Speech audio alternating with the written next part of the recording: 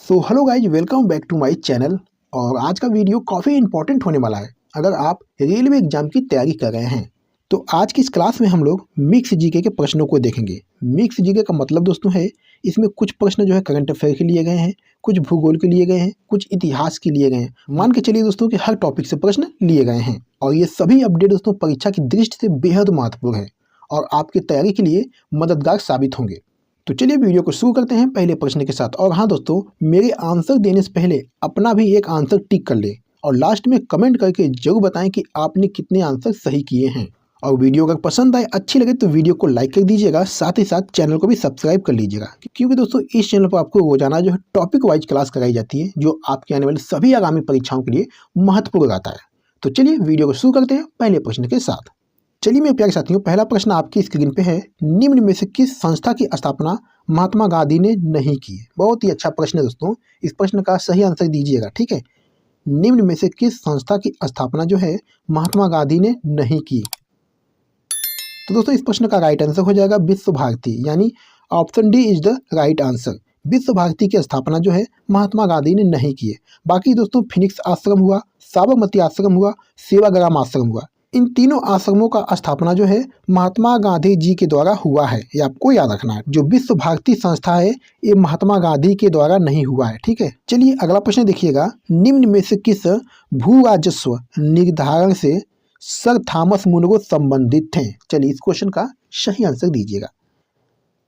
तो मैं कहूँगा दोस्तों ये रैयतवाड़ी भूमि व्यवस्था से संबंधित थे, यानी इस प्रश्न का जो राइट आंसर बनेगा दोस्तों ऑप्शन सी बनेगा। अगला प्रश्न देखिएगा दोस्तों, चाणक्य और किस नाम से जाने जाते थे? चलिए इस क्वेश्चन का सही आंसर दीजिएगा। चाणक्य और किस नाम से जाने जाते थे? तो दोस्तों ये विष्णुगुप्त के नाम से जाने जाते थे, यानी इस क्वेश्चन का राइट आंसर ऑप्शन डी हो जाएगा। चलिए मेरे प्यारे साथियों अगला प्रश्न देखिएगा। अंग्रेजों में निम्न में से कौन सा किला पहले बनवाया? चलिए इस प्रश्न का सही आंसर दीजिएगा, ठीक है। अंग्रेजों में निम्न में से कौन सा किला पहले बनवाया? तो दोस्तों ये फोर्ट सेंट जॉर्ज ने बनवाया, यानी इस प्रश्न का जो राइट आंसर बनेगा दोस्तों ऑप्शन बी बनेगा। अगला प्रश्न देखिएगा दोस्तों, अकबर के शासनकाल में टोडरमल किससे संबंधित था?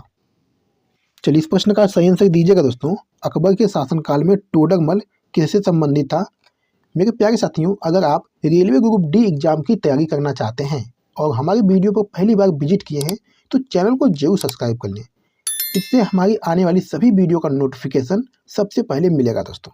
चलिए इस प्रश्न का सही आंसर दीजिएगा। अकबर के शासनकाल में टोडरमल किससे संबंधित था? तो दोस्तों इस प्रश्न का जो राइट आंसर बनेगा भू राजस्व सुधार से संबंधित था, यानी इस क्वेश्चन का राइट आंसर दोस्तों ऑप्शन सी हो जाएगा। चलिए अगला प्रश्न देखिएगा। जनवरी 2025 में आरिफ मोहम्मद खान ने किस राज्य के राज्यपाल के रूप में शपथ ली है? चलिए इस प्रश्न का सही आंसर दीजिएगा दोस्तों। एक करंट अफेयर का प्रश्न है जो भी हाल ही में हुआ है।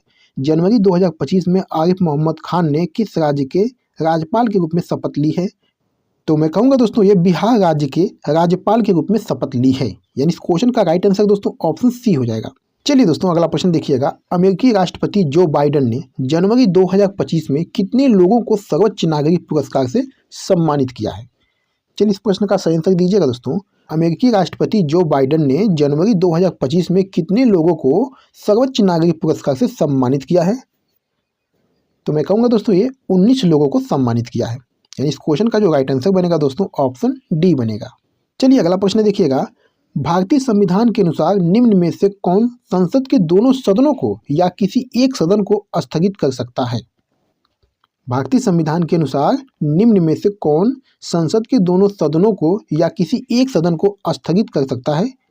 तो मैं कहूँगा दोस्तों ये राष्ट्रपति कर सकता है, यानी इस क्वेश्चन का राइट आंसर दोस्तों ऑप्शन ए बनेगा। चलिए अगला प्रश्न देखिएगा। बटरफ्लाई शब्द किस खेल से संबंधित है? चलिए इस प्रश्न का सही आंसर दीजिएगा। बटरफ्लाई शब्द किस खेल से संबंधित है?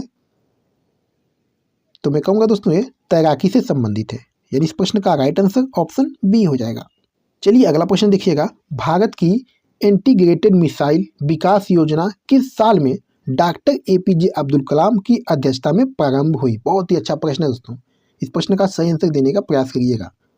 भारत की इंटीग्रेटेड मिसाइल विकास योजना किस साल डॉक्टर APJ अब्दुल कलाम की अध्यक्षता में प्रारंभ हुई?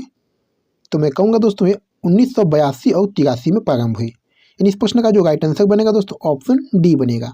चलिए मेरे प्यारे साथियों अगला प्रश्न देखिएगा, पहले महायुद्ध के किस वर्ष जर्मनी ने रूस और फ्रांस के विरुद्ध युद्ध की घोषणा की? चलिए इस क्वेश्चन का सही आंसर दीजिएगा। पहले महायुद्ध के किस वर्ष जर्मनी ने रूस और फ्रांस के विरुद्ध युद्ध की घोषणा की? तो दोस्तों ये सन 1914 ईस्वी में की। यानी इस प्रश्न का जो राइट आंसर बनेगा दोस्तों ऑप्शन ए बनेगा। चलिए दोस्तों अगला प्रश्न है, भारतीय उपमहाद्वीप की 3 महत्वपूर्ण नदियों का उद्गम बृहद हिमालय में मानसरोवर झील के पास है, वे नदियां कौन सी हैं? चलिए बताइएगा। इस प्रश्न का सही आंसर क्या हो जाएगा? भारतीय उपमहाद्वीप की 3 महत्वपूर्ण नदियों का उद्गम बृहद हिमालय में मानसरोवर झील के पास है, वे नदियां कौन सी हैं? तो मैं कहूँगा दोस्तों ये ब्रह्मपुत्र, सिंधु और सतलज नदियां हैं। यानी इस प्रश्न का जो राइट आंसर बनेगा दोस्तों ऑप्शन सी बनेगा। चलिए मेरे प्यारे साथियों अगला प्रश्न देखिएगा, प्रायद्वीपीय भारत का दक्षिणतम बिंदु कन्याकुमारी, ये दोस्तों जो है भूमध्य रेखा के उत्तर में है। ध्यान दीजिएगा दोस्तों, प्रायद्वीपीय भारत का दक्षिणतम बिंदु कन्याकुमारी ये भूमध्य रेखा के उत्तर में है। यानी इस प्रश्न का जो राइट आंसर बनेगा दोस्तों ऑप्शन डी बनेगा। चलिए अगला प्रश्न देखिएगा, सन 1887 में भारतीय राष्ट्रीय समाज कांग्रेस की स्थापना किसने की? चलिए इस प्रश्न का सही आंसर दीजिएगा। सन 1887 में भारतीय राष्ट्रीय समाज कांग्रेस की स्थापना किसने की? तो दोस्तों ये एम.जी. राराडे ने की। तो अगला प्रश्न देखिएगा, निम्न में से किस भारतीय नेता को पंजाब केसरी कहा जाता था? चलिए इस प्रश्न का सही आंसर दीजिएगा। बहुत ही महत्वपूर्ण प्रश्न है दोस्तों। निम्न में से किस भारतीय नेता को पंजाब केसरी कहा जाता था? तो दोस्तों ये लाला लाजपत राय को कहा जाता था। यानी इस प्रश्न का जो राइट आंसर बनेगा दोस्तों ऑप्शन ए बनेगा। चलिए दोस्तों अगला प्रश्न देखिएगा, संस्कृत रचना पंचतंत्र का लेखक किसे माना जाता है? चलिए इस प्रश्न का सही आंसर दीजिएगा। संस्कृत रचना पंचतंत्र का लेखक किसे माना जाता है? तो दोस्तों ये विष्णु शर्मा को माना जाता है। यानी इस प्रश्न का जो राइट आंसर बनेगा ऑप्शन ए बनेगा। चलिए दोस्तों अगला प्रश्न देखिएगा, टीपू सुल्तान किस राज्य के शासक थे? बहुत ही अच्छा प्रश्न है दोस्तों। टीपू सुल्तान किस राज्य के शासक थे? तो दोस्तों ये मैसूर के शासक थे। यानी इस प्रश्न का राइट आंसर ऑप्शन सी हो जाएगा। मेरे प्यारे साथियों अगला प्रश्न देखिएगा, जो किताब महात्मा गांधी को अंग्रेज सरकार ने दिया और जिसे उन्होंने असहयोग आंदोलन के समय त्याग दिया, वो किताब कौन सी थी? चलिए इस क्वेश्चन का सही आंसर दीजिएगा। बहुत ही अच्छा प्रश्न है दोस्तों। जो किताब महात्मा गांधी को अंग्रेज सरकार ने दिया और जिसे उन्होंने असहयोग आंदोलन के समय त्याग दिया, वो किताब कौन सी थी? तो दोस्तों वो किताब केसरे हिंद थी। यानी इस प्रश्न का जो राइट आंसर बनेगा ऑप्शन बी बनेगा। ये आपको ध्यान देना है। वो किताब दोस्तों थी केसरे हिंद। चलिए दोस्तों अगला प्रश्न देखिएगा, साहित्य और कला का बहुत बड़ा हिमायती राजा भोज निम्न में से किस राजवंश से संबंधित था? चलिए इस क्वेश्चन का सही आंसर दीजिएगा, कोई भी दोस्त गलत नहीं करेगा। साहित्य और कला का बहुत बड़ा हिमायती राजा भोज निम्न में से किस राजवंश से संबंधित था? तो दोस्तों ये परमार राजवंश से संबंधित था। यानी इस प्रश्न का राइट आंसर ऑप्शन सी हो जाएगा। अगला प्रश्न है, वनडे क्रिकेट में सबसे ज़्यादा छक्के लगाने वाले दूसरे खिलाड़ी कौन बने हैं? तो दोस्तों ये रोहित शर्मा बने हैं। यानी इस प्रश्न का राइट आंसर ऑप्शन ए हो जाएगा। चलिए मेरे प्यारे साथियों अगला प्रश्न है, भारत मिस्र संयुक्त सैन्य अभ्यास साइक्लोन 2025 किस राज्य में आयोजित किया जा रहा है? बहुत ही अच्छा प्रश्न है दोस्तों। भारत मिस्र संयुक्त सैन्य अभ्यास साइक्लोन 2025 किस राज्य में आयोजित किया जा रहा है? तो दोस्तों ये राजस्थान राज्य में आयोजित किया जा रहा है। यानी इस प्रश्न का राइट आंसर दोस्तों ऑप्शन ए बनेगा। चलिए अगला प्रश्न देखिएगा, लेबनान के प्रधानमंत्री के रूप में किसे नियुक्त किया गया है? चलिए इस क्वेश्चन का सही आंसर दीजिएगा दोस्तों। लेबनान के प्रधानमंत्री के रूप में किसे नियुक्त किया गया है? तो दोस्तों ये नवाब सलाम को नियुक्त किया गया है। यानी इस प्रश्न का राइट आंसर ऑप्शन सी हो जाएगा। चलिए दोस्तों अगला प्रश्न देखिएगा, हाल ही में किसे छत्तीसगढ़ के मुख्यमंत्री का सचिव नियुक्त किया गया है? बहुत ही अच्छा प्रश्न है दोस्तों। हाल ही में किसे छत्तीसगढ़ के मुख्यमंत्री का सचिव नियुक्त किया गया है? तो मेरे प्यारे साथियों ये बसवराजू यस को नियुक्त किया गया है। यानी इस प्रश्न का राइट आंसर दोस्तों ऑप्शन बी हो जाएगा। ये आपको याद रखना है।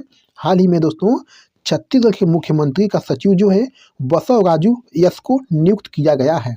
चलिए दोस्तों अगला प्रश्न है, हाल ही में गोल्डन पीकॉक अवार्ड जो है 2024 किसने जीता? बहुत ही अच्छा प्रश्न है दोस्तों।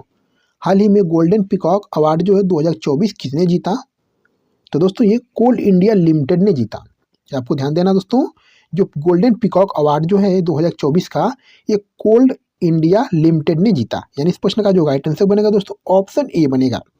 चलिए मेरे प्यारे साथियों इस वीडियो का लास्ट क्वेश्चन है, 15वें एरो इंडिया 2025 का आयोजन कहाँ किया जा रहा है? चलिए इस क्वेश्चन का सही आंसर दीजिएगा।